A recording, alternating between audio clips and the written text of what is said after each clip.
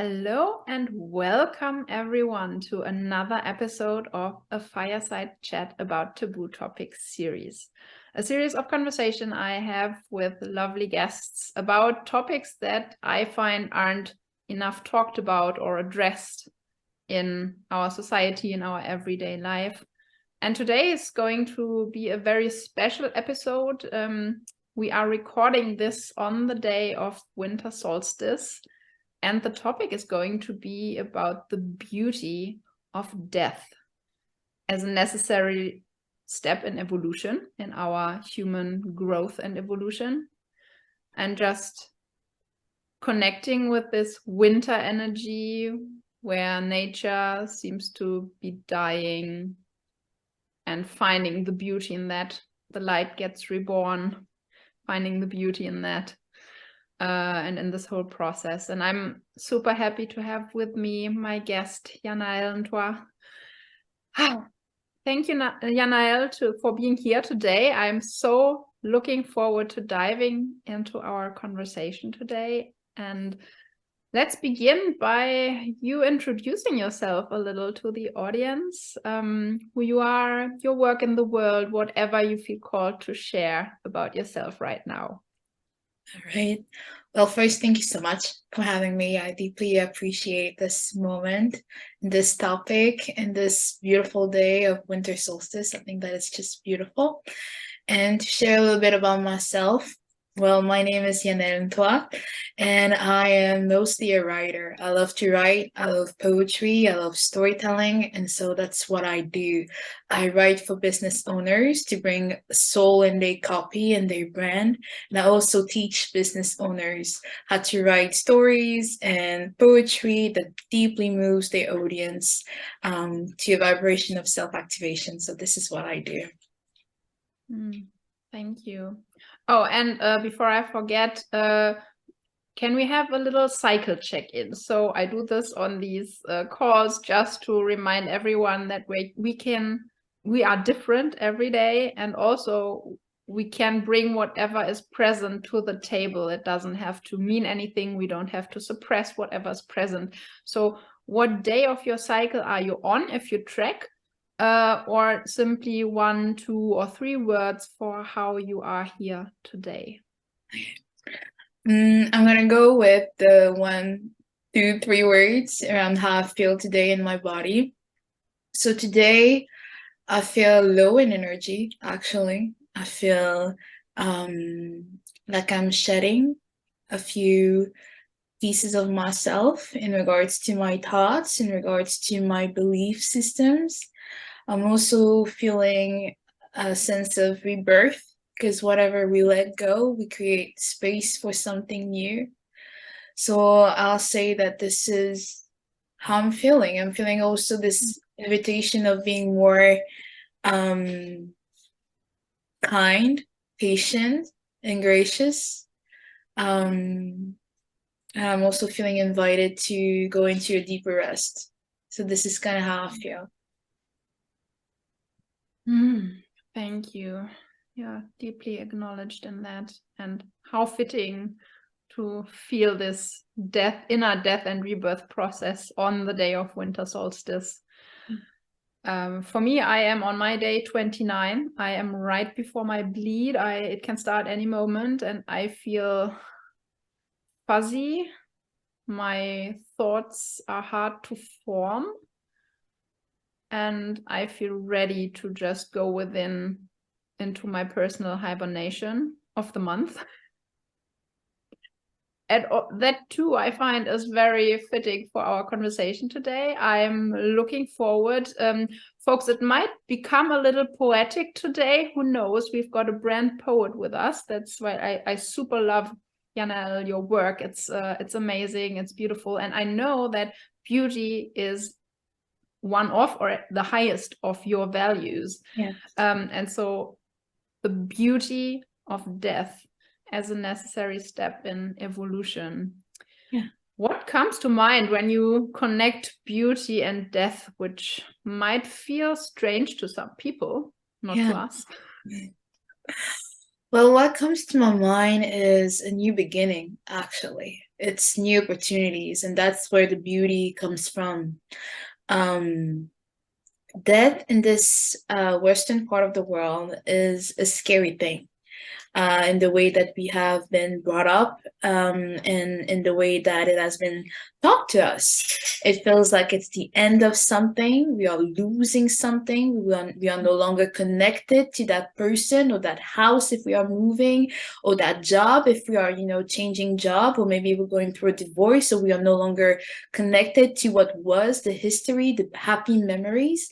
So it feels really brutal. It's really that painful process. And I feel like in the process of grief, we also have to acknowledge the pain. And at the same time, I feel like our pain can be carried in a way that is infused with beauty when we realize that this is how nature, the universe, the cosmos works. It works in shapes, that are circular. It works through cycles. It works through season. And as we go through those seasons, we are able to experience a rebirth of something, a rebirth of a pattern, a rebirth of a relationship, a rebirth of what was. And it gives so much room for new things, new growth, new perspective. And to me, that is where the beauty is whenever I let go of a thought pattern, I'm actually making room for a new one that I get to consciously, hopefully, choose and create and design into my life. So, yes, there is a separation, though that separation can be an illusion also. But there is, I still want to acknowledge the pain that can come from that shift. So that shift, I feel, to me, it is real. So yes, there is that shift that can feel painful, that can feel really discouraging and hopeless. And at the same time, there is this invitation of reconciliation also. Reconciliation with this interconnectivity, this reconciliation with oneness, and so our true identity of eternal beings and souls and and spirit. Ooh, so much in there already. Yeah. Thank you for sharing that. Yes, the shedding, the letting go, and I find especially as you say, the Western civilizations, this extreme focus on the negative.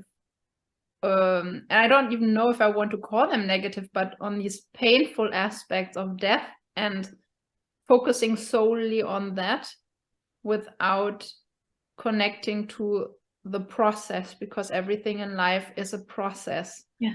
And I love how the like many cultures, many indigenous cultures have a completely different relationship with death, and they see death as part of their everyday life.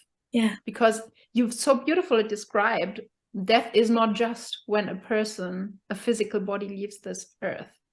There is so many little deaths that we die in between. I mean, no wonder I work with the cycles and the menstrual cycle, and as woman or person who bleeds, you go through that every month.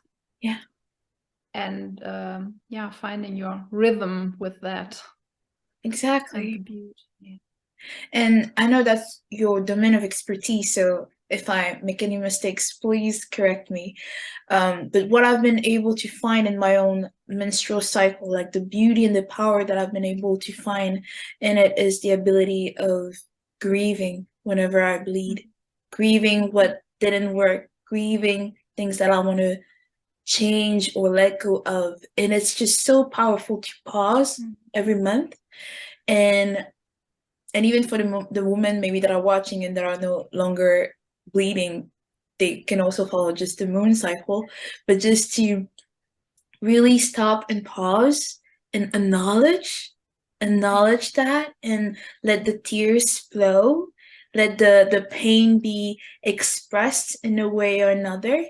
It is so liberating.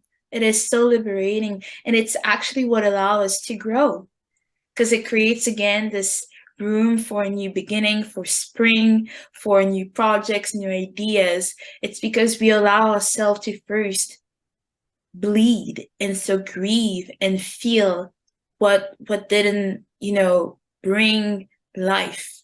And I feel like this is also something that as communities, as families, as individual, that if we were to connect more to, then when it happens in a more physical way, when somebody goes away, it can feel, I feel like it can bring a little more light into the process when we are able to practice to me, it's the ritual of death in our day-to-day. And when it happens in a more, like I don't know if you can say a big way, but when it's somebody, then we have a better understanding, a better way of welcoming and embracing that process. And again, I want to emphasize, it's not about no longer feeling the pain. It's not about not crying. It's not about, not being angry. It's about going through the process in a way that can feel beautiful, actually, in a way that can generate life, in a way that is filled with hope, in a way that is not desperate, in a way that still carries joy.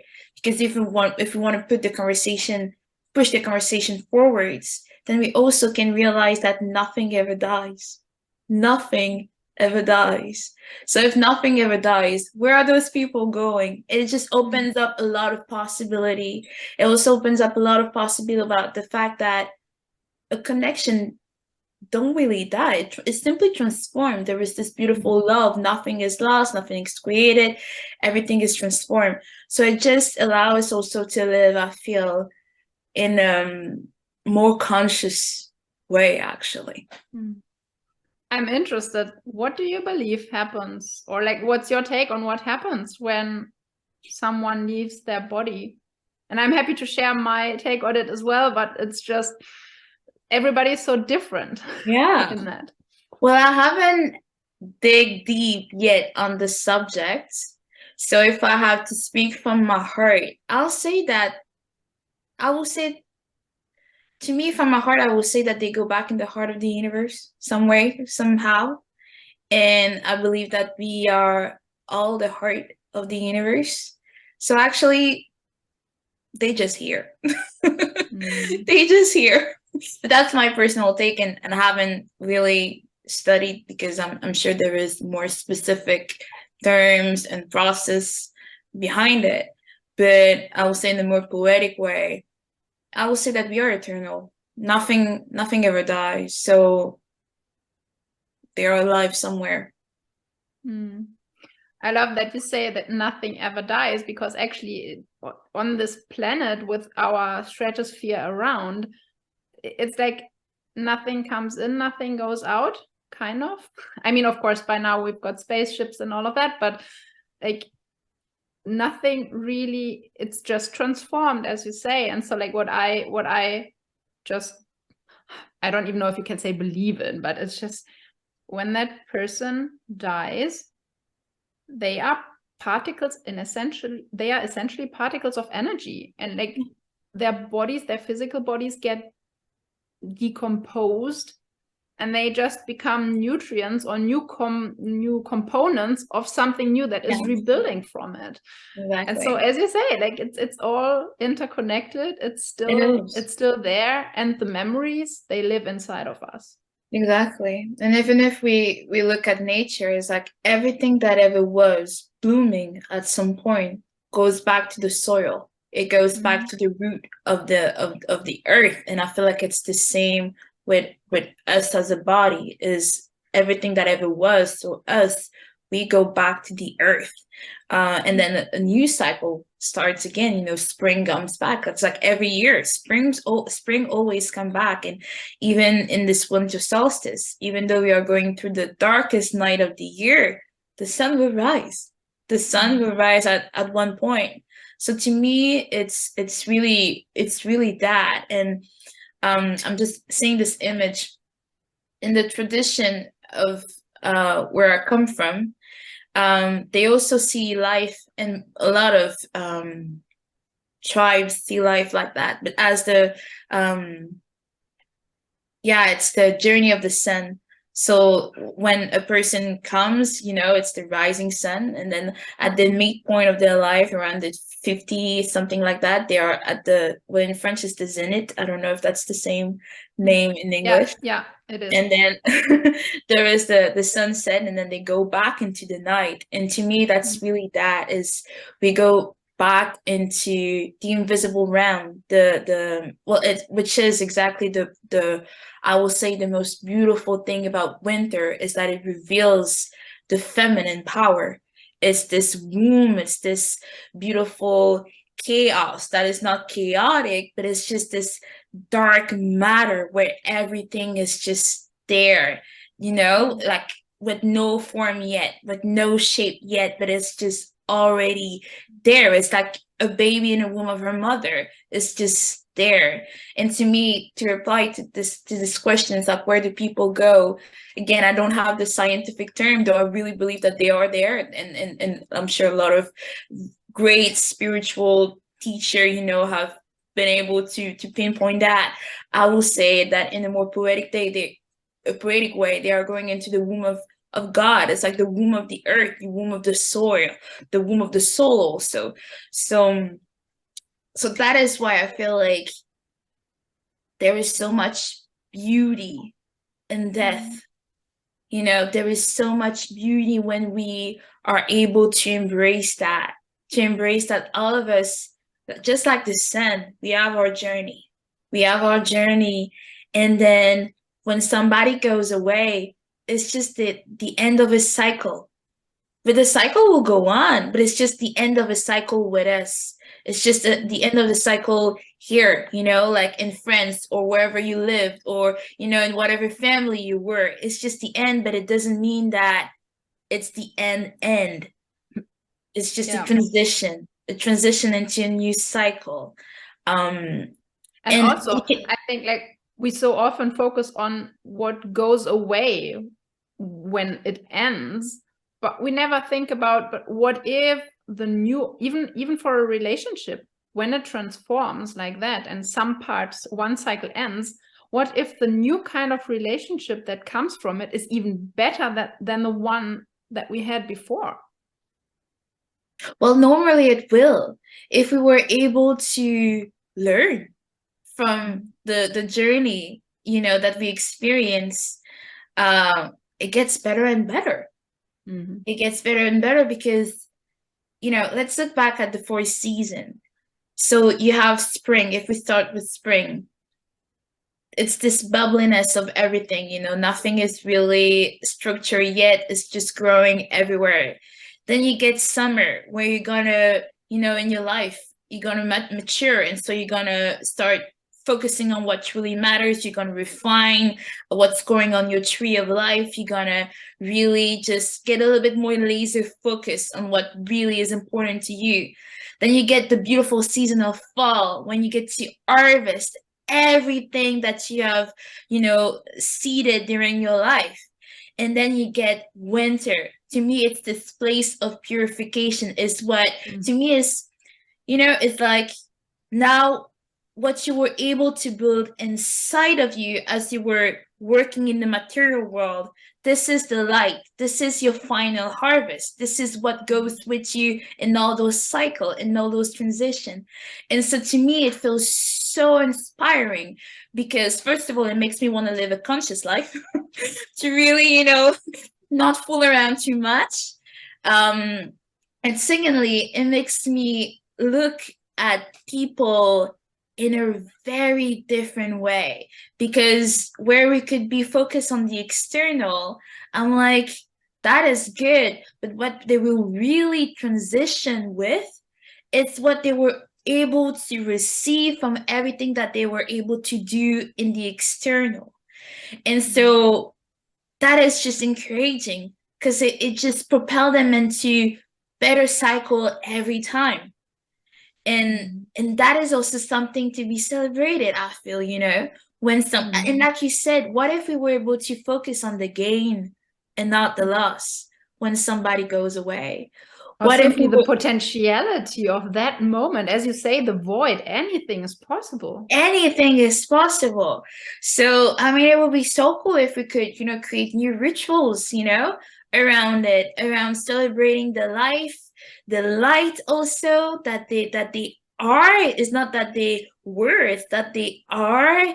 It's just honoring that, and knowing again that because we are all interconnected, and the wisdom of winter is present in every season, it means that they are always some way, somehow there too, going through their own journey.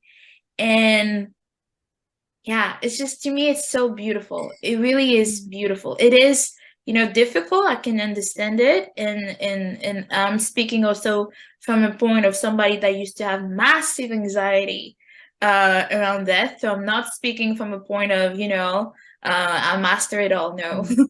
I had years and years of really anxious panic attack around death. But I had to go through it. I had to go through my own cycle and shedding a lot of thoughts. And that allows me to see death now as something really beautiful. Yeah, we often have to go through our own dark night of the soul in order to find the beauty. But the stars are only visible in the dark night sky when there is no other artificial light. Exactly.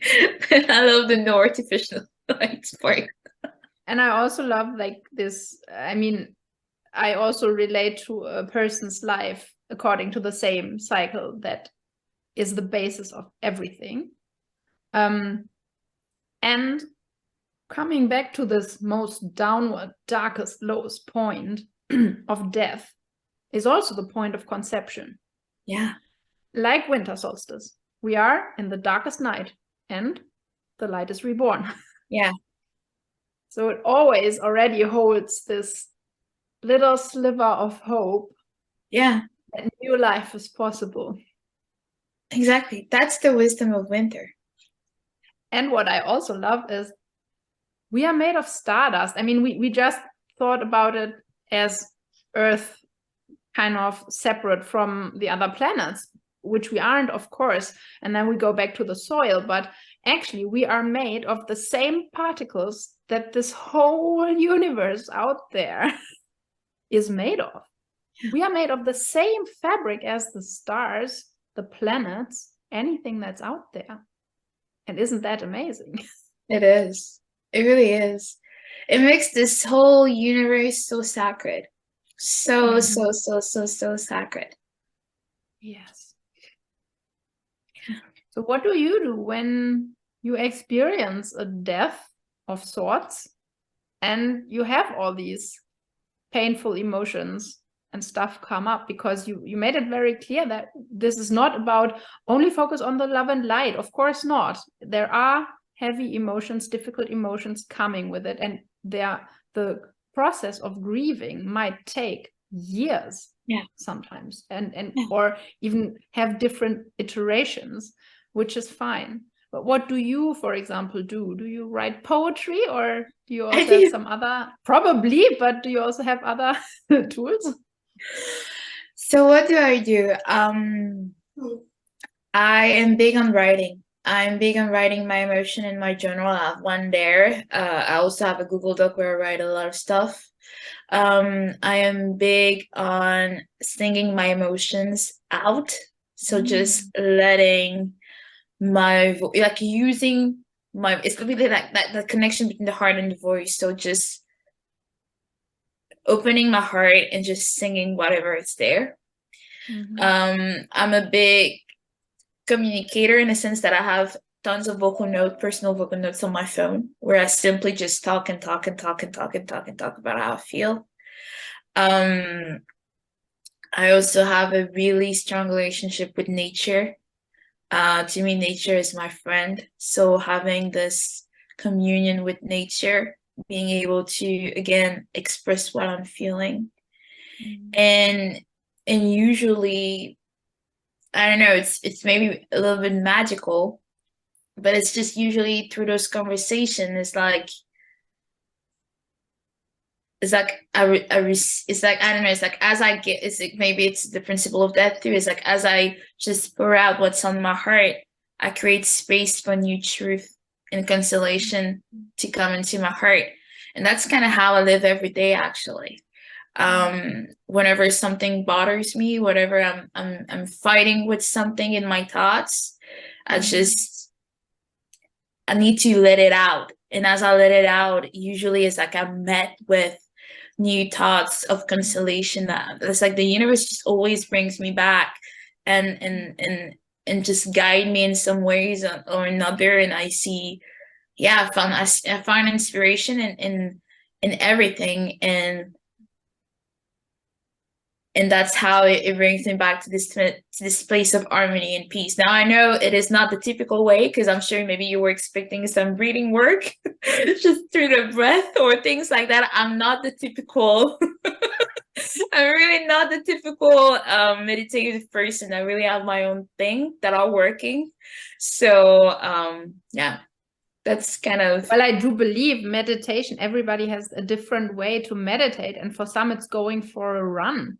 And that is meditative because it just connects them to themselves. Exactly. And that's what you say. I love this. It's new truths that come through. It's a connection to your essence, to who you are. Exactly. Deep down. It's really that to me. And really, like, and that is something maybe that I really want to share, is that we are truly never alone.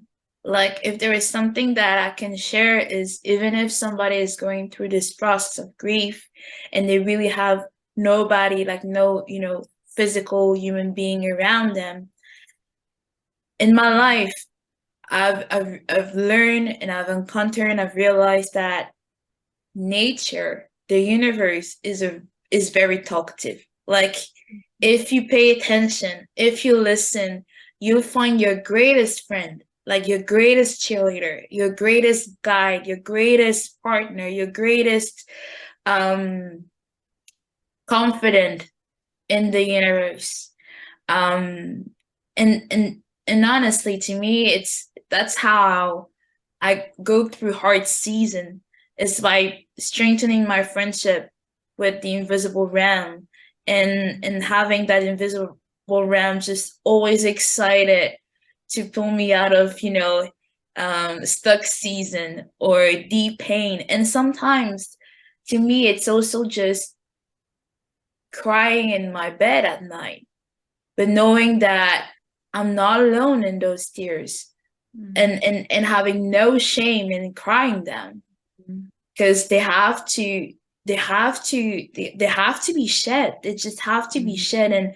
And I'm sure everybody can testify of that. It's like you feel so good after a good tear, like a good ugly cry. And that is important.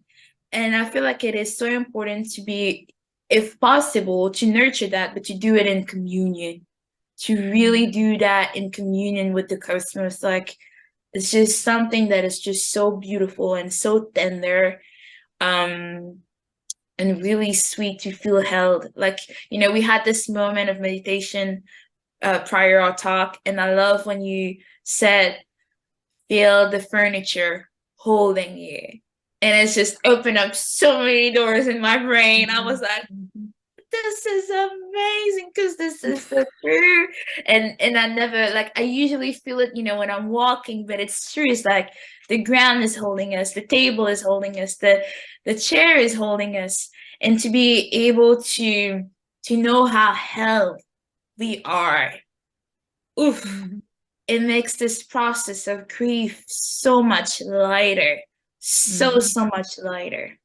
And I think that's the purpose of our conversation, is to offer this this new perspective around death for ourselves, and so for others too. Yeah, thank you. While you were talking, I had this thought that, I shared that this for you, the writing and everything, it connects you back to your truth and to your essence, and also to this neutral space, because the universe, and I believe our essence is in essential our connection to the universe, and the universe is neither good nor bad. It's not partial, but this neutral observer. Although, like, if we want something, the universe will do everything it can to confirm us and to help us and to support us. I believe that, but it's not like really partial. Like, we have to make the decision. And coming to this neutral place, whether that's through writing, through singing, through going for a walk in nature, through crying, it's all to get to this neutral inner essence and understand that the rest just revolves around us. And that's how I see the cycle, and like our personal cycle, the menstrual cycle or the moon cycle, that in its center, it's you, you as your essence, and your inner seasons are just revolving around you. And understanding, when we connect to this neutral part in ourselves, neutral but loving, then we understand that the rest around us just shifts. It transforms, like we have said so many times today. Yeah. And our truth, our essence isn't affected by it. Exactly. And then it becomes easier to bear the pain. Yes, the pain is still there. It's palpable. Exactly. And there's beauty. Exactly. But I love what you're saying, because to me it goes back to our identity, understanding who we are. Once we understand that, then life becomes so much sweeter. It becomes lighter, because we understand who the other is too. And when it's time for them to go, then we know that they are never gone.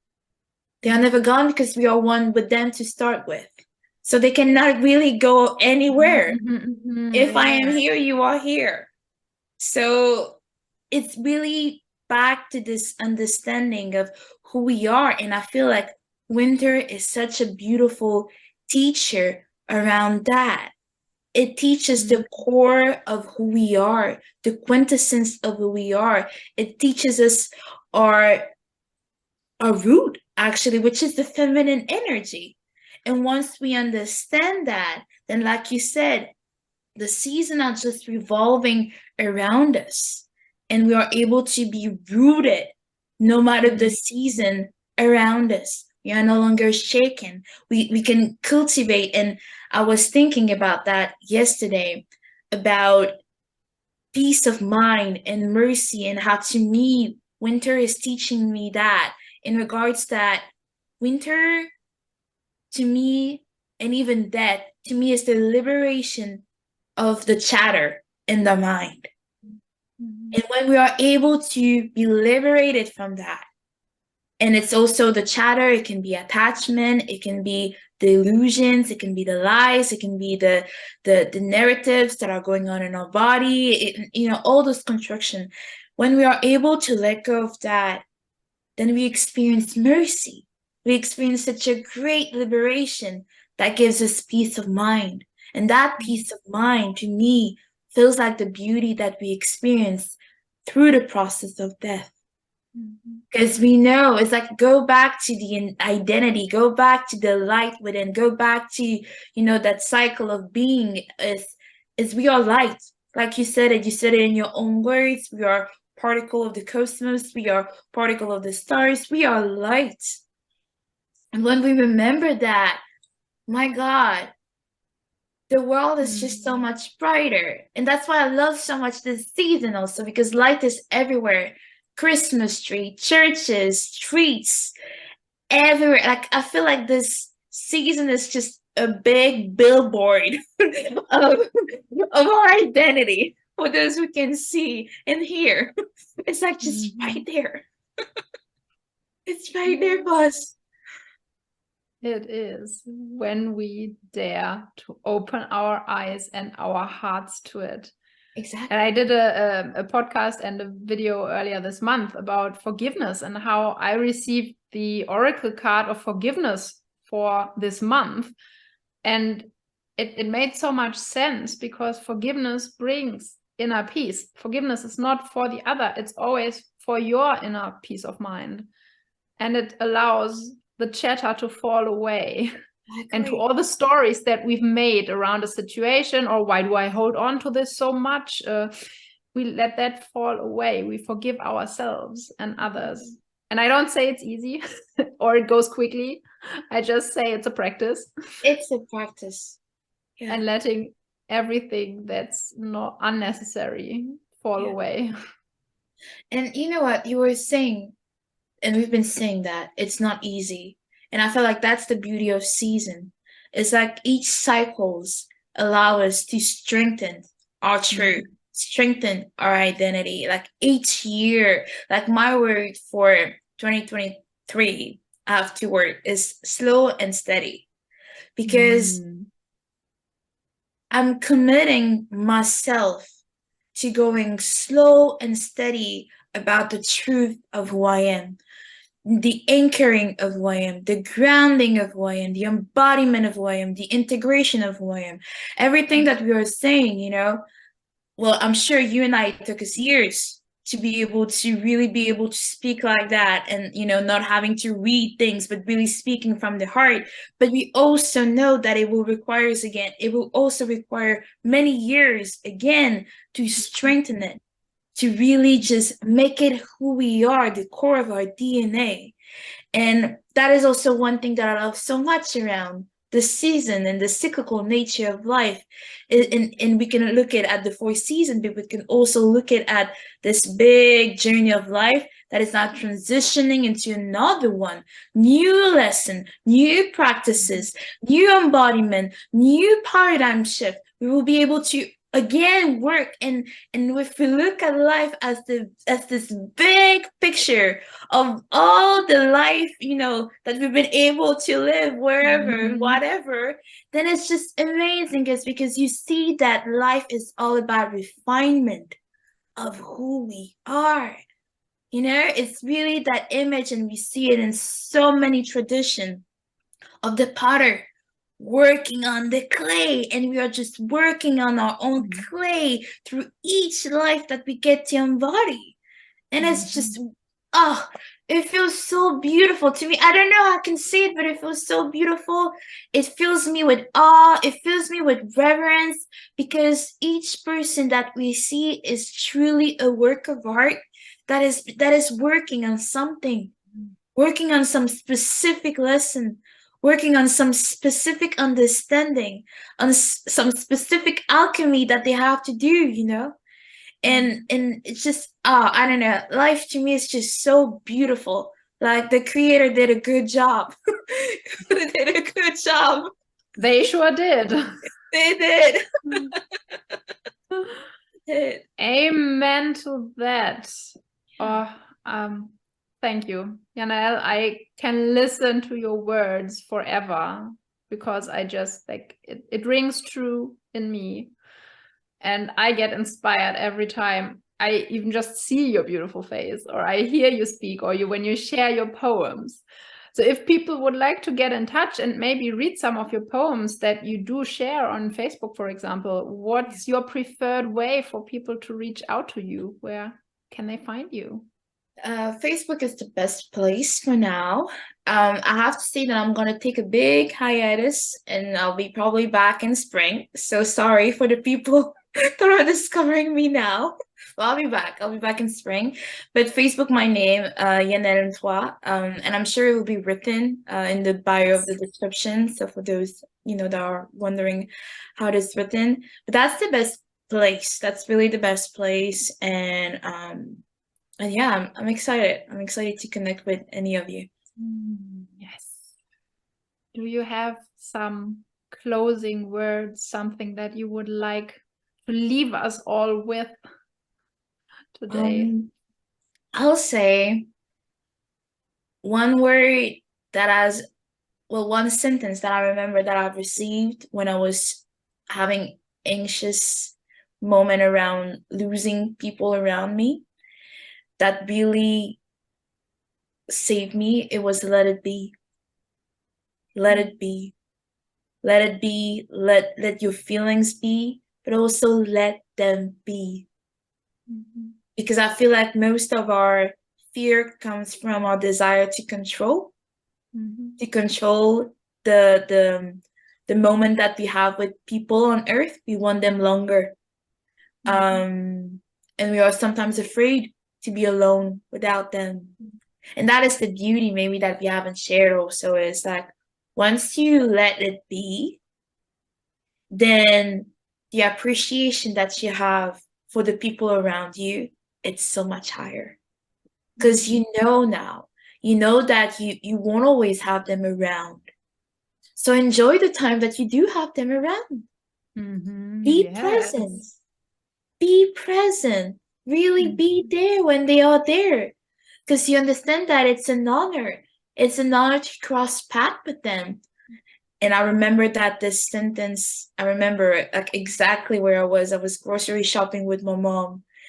And I heard it clearly. And it was, let it be. Let it be. Let her journey be. Let their journey be. Let your journey be. Just let it be. What a beautiful reminder. It definitely reminds us of they have their own journey to walk. And it's not our place to have a say about that. Yeah. Thank you.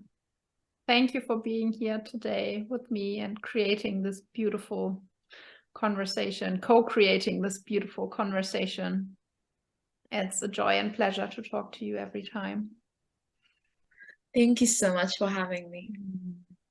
And yeah, let's speak again soon. And until then, have a beautiful day. Bye. Thank you so much. You too. Bye.